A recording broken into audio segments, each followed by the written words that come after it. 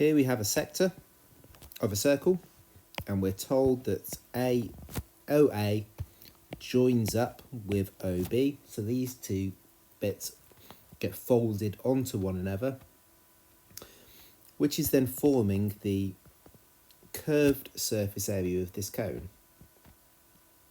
Now, key thing about this is that if that's the case, then this arc length here must be equal to this circumference here for the curved surface area and the circular base to join together.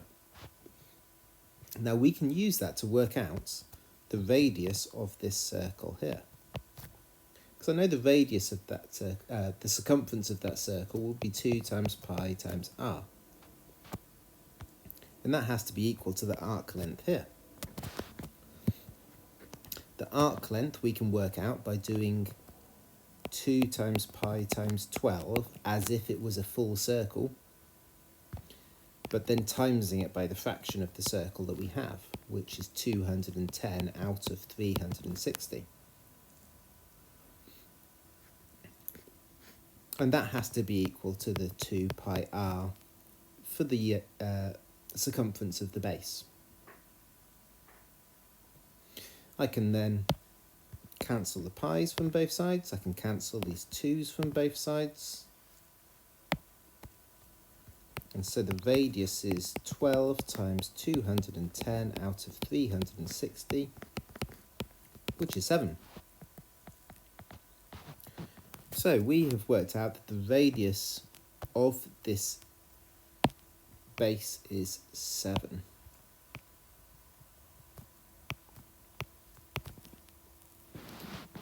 I already know that the slanted length there is 12, and I can use that to work out the perpendicular height, just a little bit of Pythagoras.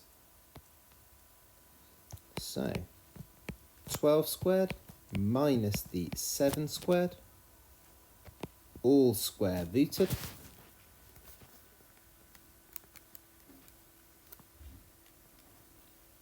is root 95, or 9.747 to 3 decimal places. We can now work out the volume of the cone. So 1/3 pi times the radius squared times the perpendicular height, which is the 9.747. Or I've got the answer key on my I've still got the display on my calculator, so I'll just use the answer key. So 1/3 times pi times 7 squared times answer is 500.134 to 3 significant figures. So those are the 3 significant figures. The number after it's a 1, so we'll round down and get 500 centimetres cubed. So key thing about this question is realising that this arc length needs to be equal to this